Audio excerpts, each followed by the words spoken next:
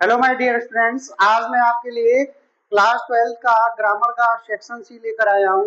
ये सारे के सारे क्वेश्चंस जो मैं अभी आपको सॉल्व कराने जा रहा हूँ, ये आपके एग्जाम में पूछे गए हैं 2025 में। ठीक है, तो सेक्शन सी में आपके ग्रामर से रिलेटेड क्वेश्चंस रहेंगे और आपके वोकैब से रिलेटेड क्वेश्चंस रहेंगे। ठीक है, तो चलिए पहला क्वेश्चन स्टार्ट करते हैं। पहला क्वेश्चन है, choose the correct option to answer the following question. पहला क्वेश्चन है, government by the officials is called. यानी ऑफिशियल्स जानते हो, ऑफिशियल्स मतलब होता है अधिकारी लोग। अधिकारियों के द्वारा चलाई जाने वाली गवर्नमेंट क्या कहलाती है? तो राइट ऑप्शन बताइए क्या होगा?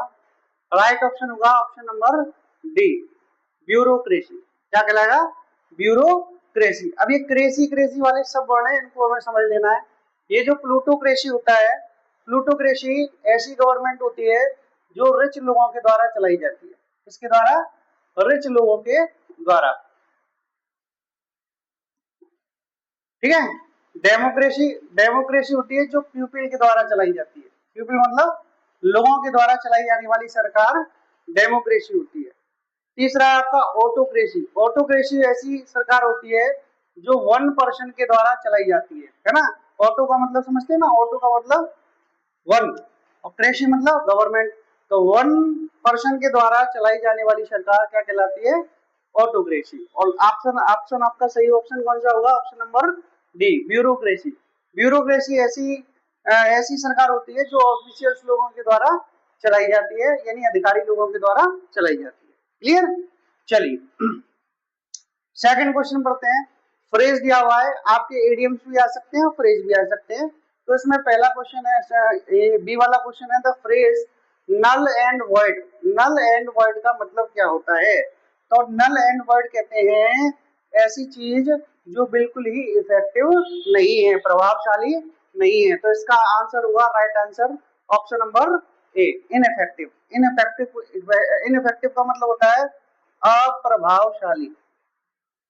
अप्रभावशाली जिसका मतलब कोई भी प्रभाव ना हो। ठीक है, इफेक्टिव तो आप जानते हैं, प्रभावशाली। क्वेश्चन देखते हैं।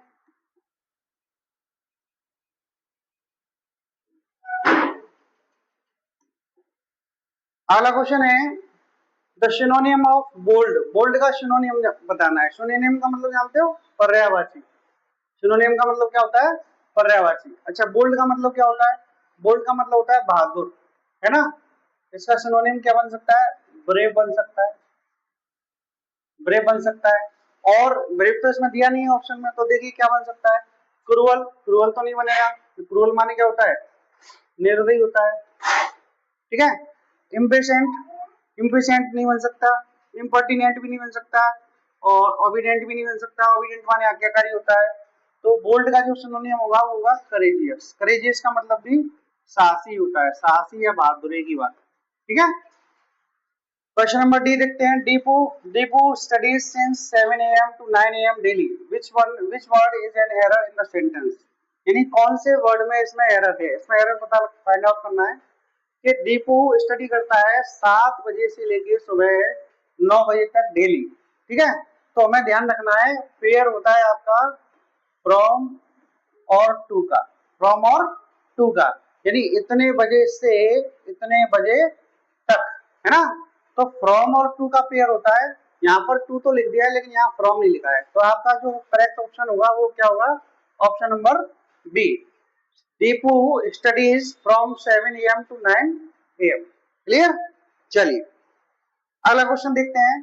The antonym. एंटोनियम का मतलब क्या होता है? अपोजिट। एंटोनियम का मतलब क्या होता है? अपोजिट, उल्टा। अपोजिट बताना है किसका? क्रूअल का। अब क्रूअल मतलब पता है क्या होता है? निर्दयी। क्रूअल का मतलब निर्दयी, मतलब जिसमें दया ना हो। तो मर्सीलेस, मर्सीलेस तो इसका सिनोनिम हो जाएगा। मर्सी मतलब दया और लेस मतलब दया रहित, निर्दयी। तो ये तो उसका क्या हो जाएगा? सिनोनियम हो जाएगा। लेकिन हमें चाहिए क्या? एंटोनियम। ब्रूटल, ब्रूटल माने भी होता है निर्दयी, तो ये भी इसका सिनोनिम हो जाएगा। अनकाइंड, अनकाइंड भी आपका इसका सिनोनिम ही हो जाएगा। इसका राइट ऑप्शन होगा option number D, kind. Kind का मतलब होता है दयालु। काइंड का मतलब क्या होता है? दयालु। और ये सारे सारे क्वेश्चंस मैंने आपके क्वेश्चन पेपर में से उठाए हैं, कोई भी आलतू फालतू क्वेश्चन नहीं है। अगला क्वेश्चन देखते हैं, 5 वाला। 5 वाला क्वेश्चन है, change any one of the following into the indirect speech. Indirect speech बनाना है किसी एक को, लेकिन मैं आपको दोनों को बना के दिखाऊंगा कि दोनों को इनडायरेक्ट स्पीच कैसे बनाएंगे।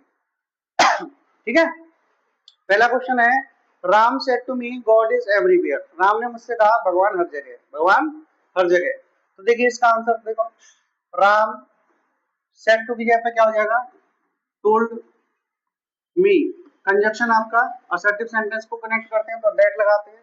अब वैसे कायदे से अगर देखा जाए तो इसका वॉज हुआ, यानी इजारे किस में चेंज होती है, वाज वर्ब में। कब होती है, जब रिपोर्टिंग पर आपकी पास्ट में हो। लेकिन ध्यान रखना इसमें इसका वॉज नहीं होगा, क्योंकि एक फैक्ट है, भगवान सब जगह है, आज भी है, हजारों साल बाद भी रहेगा और हजारों साल पहले भी था।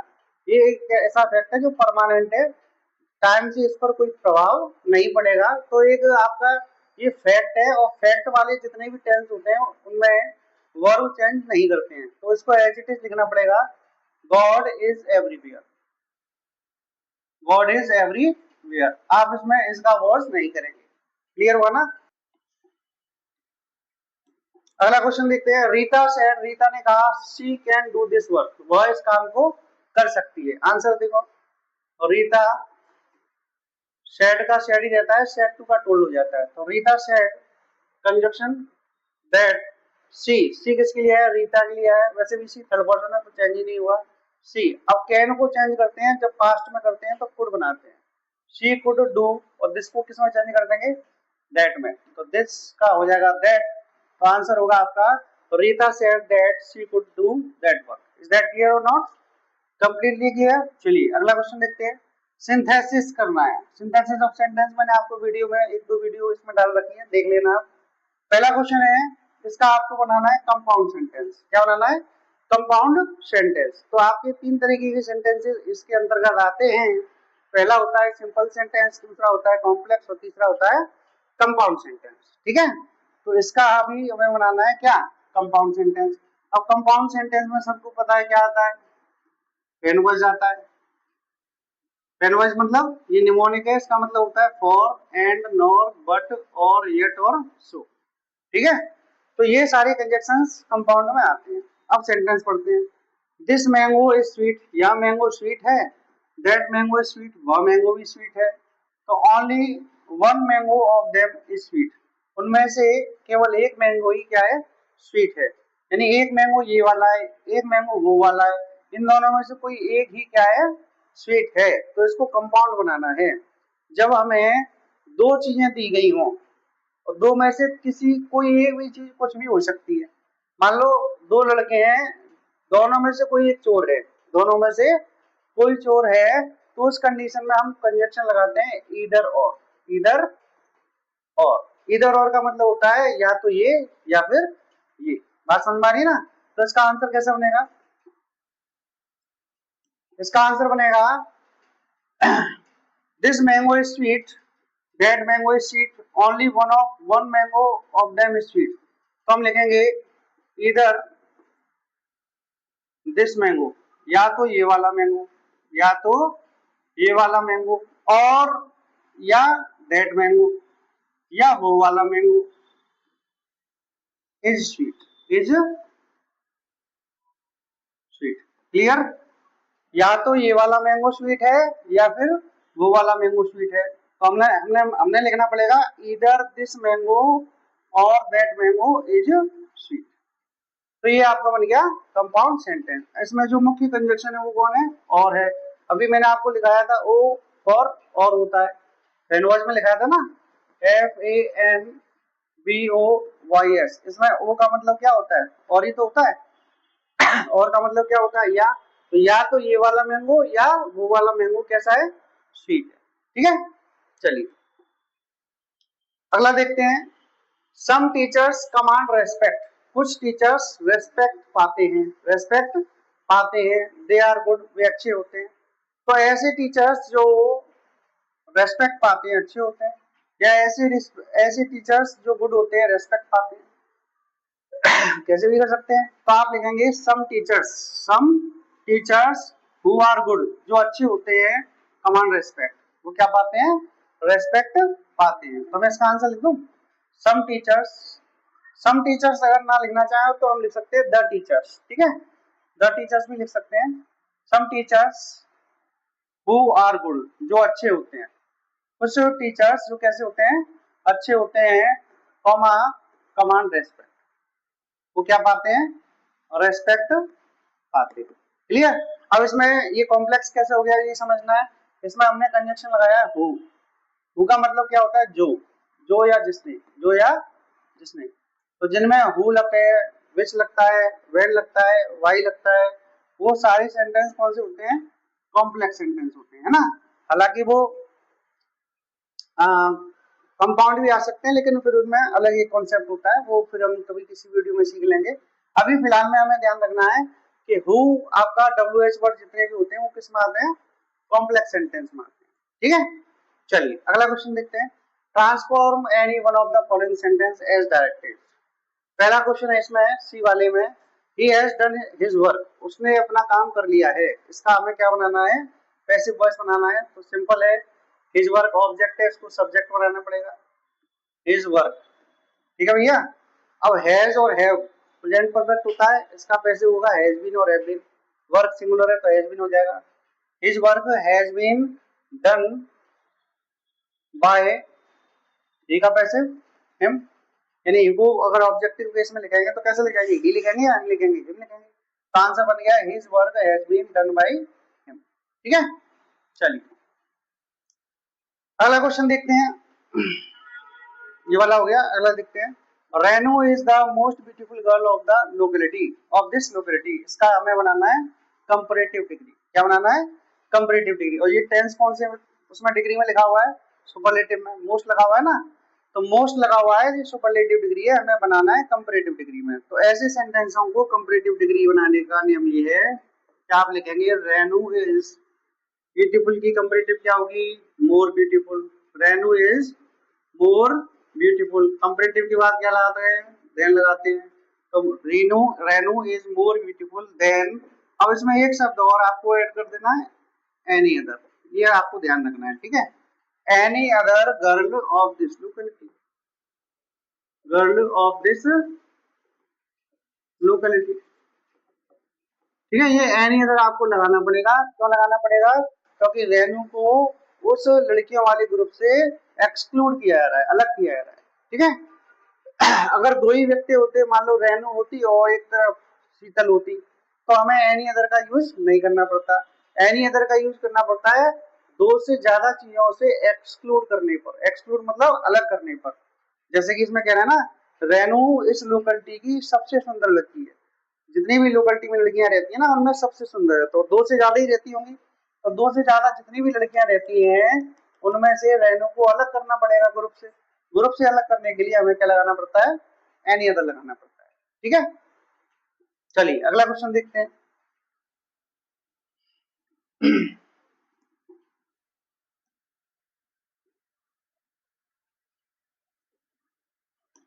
अगला क्वेश्चन है, करेक्ट करना है हमें। Mohan's father's purse has been stolen, ये तो भैया प्योर गलत है। बताइए क्यों गलत है। क्योंकि रूल होता है, कॉन्सेप्ट होता है आपका कि डबल अपॉस्ट्रोफी का एक साथ यूज नहीं किया जाता एक सिंगल सेंटेंस में। ये बात मैंने आपको पहले भी किसी ना किसी वीडियो में बता रखी है कि डबल अपॉस्ट्रोफी का एक साथ यूज नहीं किया जाता है। यहाँ पे भी अपॉस्ट्रोफी लगा दिया, यहाँ पे भी अपॉस्ट्रोफी लगा दिया, गलत है। मोहन के पिताजी का पर्स चुरा लिया गया है ना। तो आप इसको डबल अपॉस्ट्रोफी को हटाओगे, आप लिखोगे the purse of Mohan's father, the purse of Mohan's father has been stolen, has been stolen, ठीक है। जब भी कभी सेंटेंस में डबल अपॉस्ट्रोफी आती है तो उसको डबल अपॉस्ट्रोफी को हटा के हमें जो लास्ट वाला वर्ड होता है उसको पहले लिखना पड़ता है, और फिर ऑफ लगा के दूसरी अपॉस्ट्रोफी को कनेक्ट कर दिया जाता है। क्लियर। चलिए तो ये क्वेश्चन आपका मैंने करेक्ट करके लिख दिया है। अगला क्वेश्चन देखते हैं। Rampal is junior than me, very simple. Rampal मुझसे ज्यादा जूनियर है। तो ध्यान रखना है ये लैटिन भाषा के शब्द होते हैं। कौन कौन से, junior, senior, superior, interior, prior, ये सारे शब्द आपको याद रखने हैं। इनके बाद हमेशा देन का प्रयोग नहीं करते हैं, टू का प्रयोग करते हैं। किसका प्रयोग करते हैं? टू का प्रयोग करते हैं। ठीक है, तो लैटिन भाषा के शब्द होते हैं, इनका अपने आप में कोई डिग्री नहीं बनता। जैसे आप मोर जूनियर लिख दो, मोस्ट जूनियर लिख दो, गलत हो जाएगा। मोर सीनियर लिख दो, मोस्ट सीनियर लिख दो, गलत हो जाएगा। ये अपने आप में ही कंपैरेटिव होते हैं और ये लैटिन लैंग्वेज के लिए वर्ड होते हैं और इनके साथ हमेशा टू का यूज किया जाता है, देन का यूज नहीं किया जाता है। तो इस आंसर हो गया गलत, हमें लिखना पड़ेगा देन के स्थान पर to. Rampal is junior to me. Clear? अच्छा, आप सोच रहे होंगे सर रामपाल का कंपेरिजन मी से किया जा रहा है। रामपाल क्या है? सब्जेक्ट है। सब्जेक्ट का कंपेरिजन किससे किया जा रहा है? सब्जेक्ट से। तो सब्जेक्टिव केस आना चाहिए, यानी आई आना चाहिए। जैसे मैं अगर आपको समझाना चाहूं कि I am better than he और हिम, बताइए क्या आएगा? I am better than he और हिम। आई यानी मैं ज्यादा फेट हूँ ही से फेट हूँ या हिम से फेट हूँ? तो आंसर होगा ही। आंसर क्या होगा? ही। हिम गलत होगा। पूछो क्यों? क्योंकि आई आपका क्या है? सब्जेक्ट है। सब्जेक्ट का कंपेरिजन सब्जेक्टिव केस से होगा, तो ही आपका सही है। अब यहाँ पर ही सही है तो यहाँ पर मी भी सही है, यहाँ पर आई होना चाहिए, फिर यहाँ पर आई होना चाहिए ना। लेकिन इसमें दूसरा लॉजिक काम करेगा। टू क्या है? टू प्रेपोजिशन है और प्रेपोजिशन के बाद हमेशा क्या आता है? ऑब्जेक्ट आता है। तो मी आपका क्या है? Objective case. क्लियर? तो ये आपका आंसर इस तरीके से सही हो जाएगा। यहाँ तक क्लियर? चलिए अगला देखते हैं।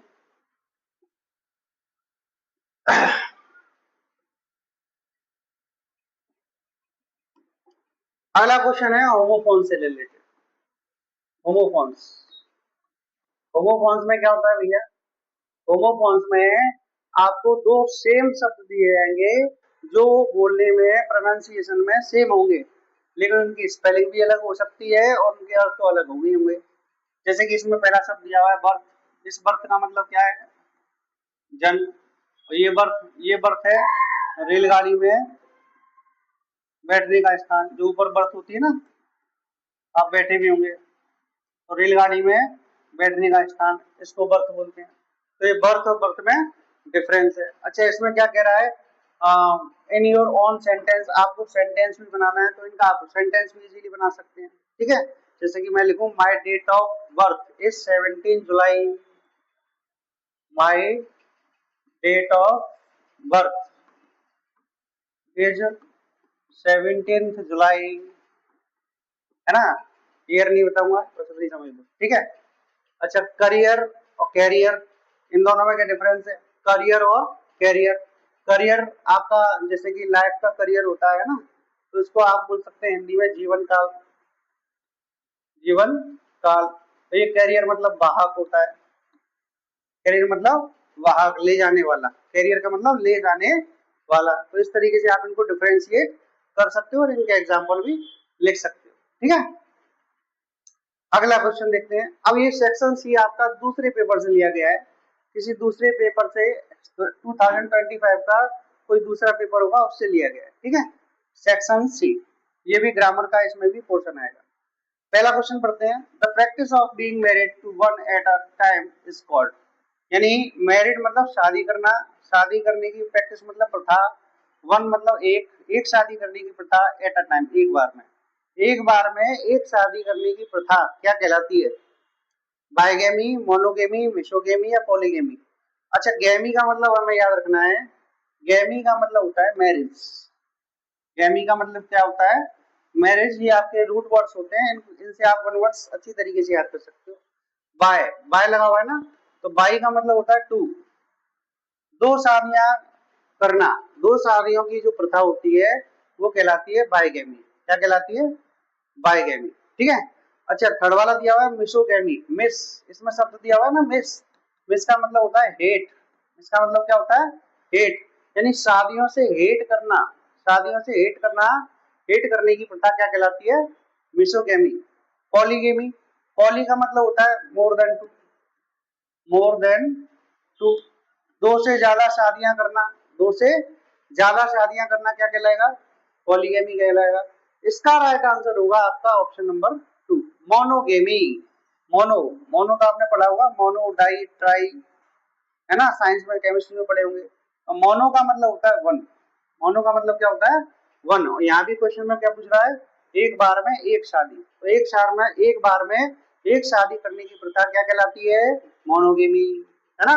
फिर से बता दूं, बाइगेमी मतलब द्विविवाह, द्विविवाह मतलब दो विवाह करने की प्रथा, मिसोगेमी मतलब विवाह से नफरत करना, और पॉलीगेमी मतलब एक से ज्यादा शादियां करना, पॉली मतलब बहु, बहु विवाह कह सकते हो आप इसको हिंदी में, है ना।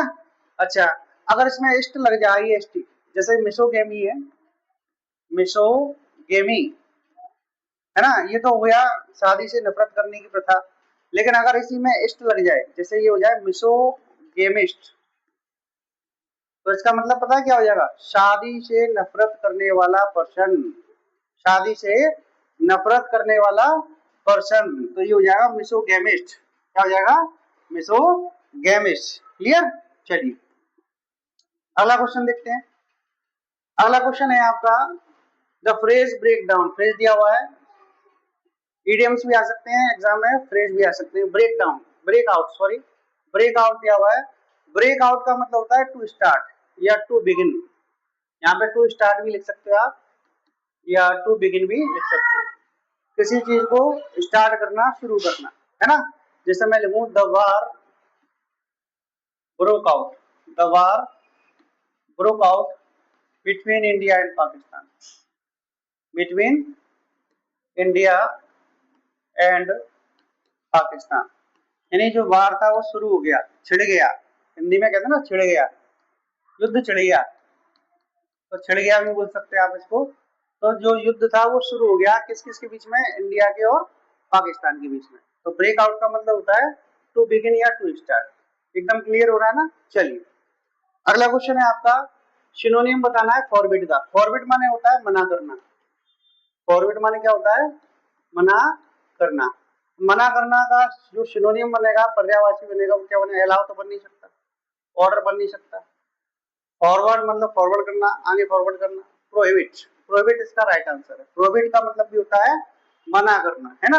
प्रोहिबिट है, फॉरबिट है, और डिनाई है, डिनाई माने भी मना करना होता है, डिनाई, DENY, ठीक है। तो ये आपको याद रखने हैं सिनोनिम्स।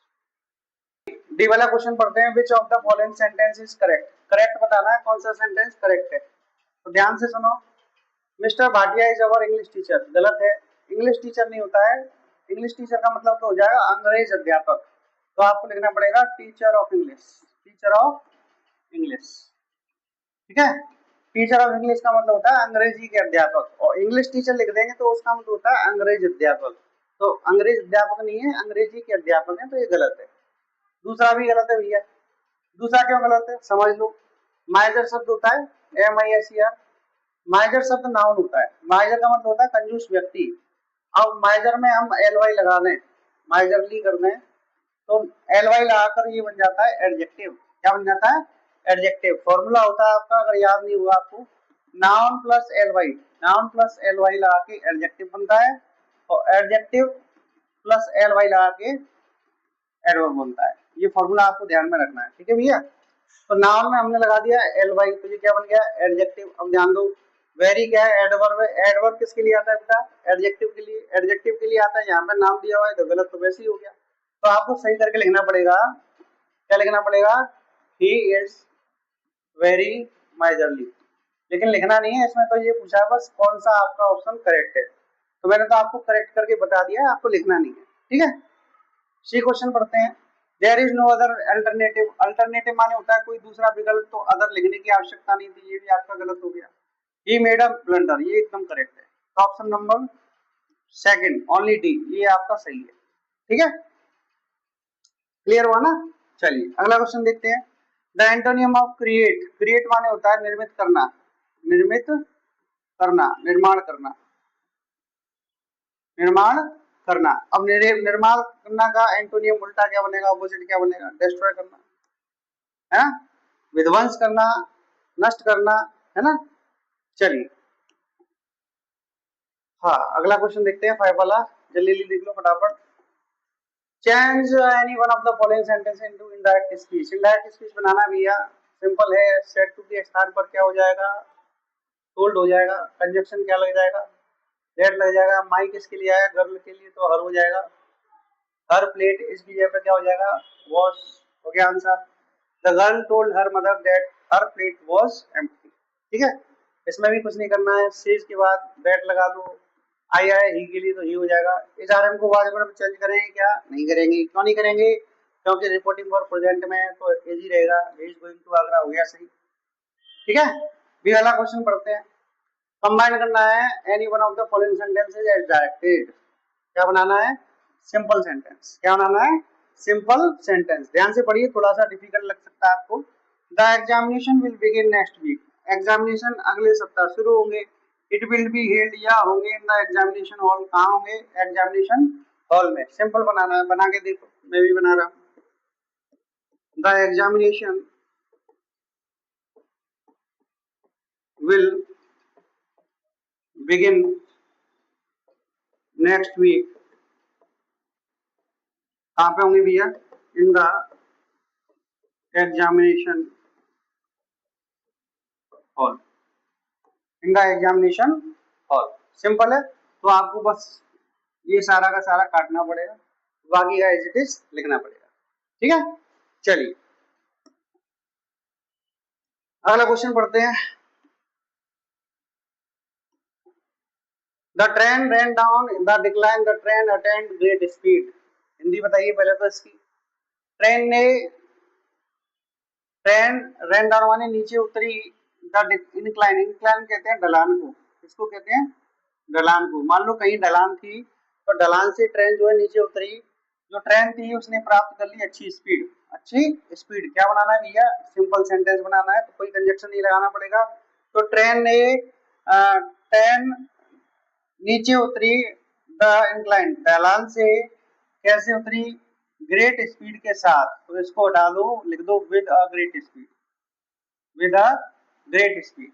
आंसर हो जाएगा the train rain down the decline incline with a great speed. ये बन गया आपका सिंपल सेंटेंस। ठीक है, सी वाला क्वेश्चन देखते हैं। ट्रांसफॉर्म करना है, Veena is more intelligent than Kiran. क्या बनाना है, नेगेटिव बनाना है, तो किरण को इधर ले आओ। किरण इज पॉजिटिव है तो नेगेटिव कर देंगे, नेगेटिव है तो पॉजिटिव कर देंगे। पॉजिटिव है ना सेंटेंस, तो इसको नेगेटिव कर दो। Kiran is not so intelligent, so intelligent as Veena, as Veena. Answer हो गया, ये पॉजिटिव बन गया, सॉरी नेगेटिव बन गया। नेगेटिव तो बनाना था, नेगेटिव बना दिया हमने, मीनिंग भी चेंज नहीं हुआ। देखो मीनिंग पढ़ के देखो, वीना ज्यादा ब्यूटीफुल है किससे, सॉरी इंटेलिजेंट है किससे, किरण से। तो किरण उतनी इंटेलिजेंट नहीं है किससे, वीना से। बात तो एक ही है, वीना ज्यादा इंटेलिजेंट है किरण से, तो किरण ज्यादा इंटेलिजेंट नहीं है वीना से। बात तो एक ही ना, तो आपकी डिग्री भी चेंज हो गई और नेगेटिव भी बन गया। पैसिव वॉइस बनाना है, did he not tell you, तो यू को आगे लाएंगे। यू के लिए डिड, डिड जब टेंस में आता है तो वाज वर्ड लगाते हैं, तो यू के साथ क्या लाएंगे, वर। वर यू नॉट, टेल की कन्फर्म, टोल्ड, और ही को पैसिव में लिखेंगे तो बाय हिम, हो गया। Were you not told by him. ठीक है, डी वाला क्वेश्चन पढ़ते हैं। करेक्ट करना है, मधु इज अ प्राउडी गर्ल। बताइए क्या मिस्टेक है इसमें। मधु एक घमंडी लड़की है, देखने में लग रहा होगा एकदम सही है ना। लेकिन ध्यान रखना प्यारे बच्चों, सेंटेंस है गलत, सेंटेंस है गलत। मधु इज अ प्राउडी गर्ल नहीं होगा, प्राउडी कोई इंग्लिश वर्ड नहीं होता है। प्राउडी वर्ड, ये जो इंग्लिश होती है ना आपकी, ब्रिटिश इंग्लिश, प्राउडी वर्ड कोई होता ही नहीं है, प्राउड होता है। ठीक है, प्राउड का मतलब घमंडी भी होता है भैया, और प्राउड का मतलब घमंडी भी होता है। ठीक है, ये बात हमें याद रखनी है कि प्राउडी वर्ड कोई होता ही नहीं है, प्राउड होता है। प्राउड का मतलब घमंड, और प्राउड का मतलब ही घमंडी। तो सेंटेंस में एरर क्या था, प्राउडी की जगह पे क्या लिखना पड़ेगा, proud. Clear. He died from cancer, cancer disease है, डिजीज के लिए डाइड के साथ हमेशा ऑफ आता है। तो जितनी भी बीमारियां हैं उनके साथ, डिजीजेस के साथ डाइजेशन क्या आता है, ऑफ आता है। ठीक है, ये वाला क्वेश्चन पढ़ते हैं। फ्लोर और फ्लोर होमोफोन से ही आपके, होमोफोन्स, ठीक है, समानार्थी। फ्लोर, फ्लोर का मतलब होता है आटा, इस फ्लोर का मतलब होता है फर्श। सेंटेंस बना सकते हो, जैसे कि मैंने लिखा, I brought flour from the market. Simple है सेंटेंस बनाना। तो I brought flour from the market, मैं मार्केट से क्या लेके आया, आटा लेके आया। Flour, there is no dust on the floor, कोई सा भी सेंटेंस अपने मन से बना दो। फर्श पर बिल्कुल भी क्या नहीं है, डस्ट नहीं है। पीस, शांति को कहते हैं, पीस मतलब शांति, और ये पीस का मतलब होता है टुकड़ा। ठीक है।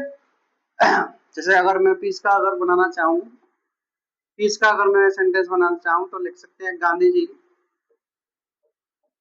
Is a lover of peace, lover of peace, शांति के पुजारी थे, है ना।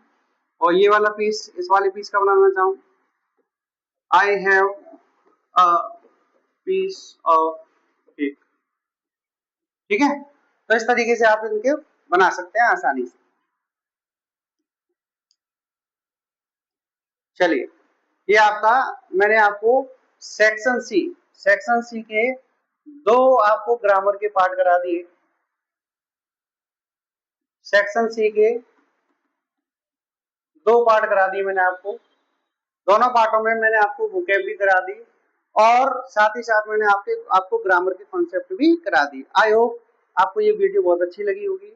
अगर आपको वीडियो अच्छी लगी हो तो वीडियो को लाइक करना ना भूलें, और चैनल को जरूर सब्सक्राइब करें। आज के लिए इतना ही, फिर मिलते हैं किसी अगली वीडियो में। जब तक के लिए जय हिंद, जय भारत।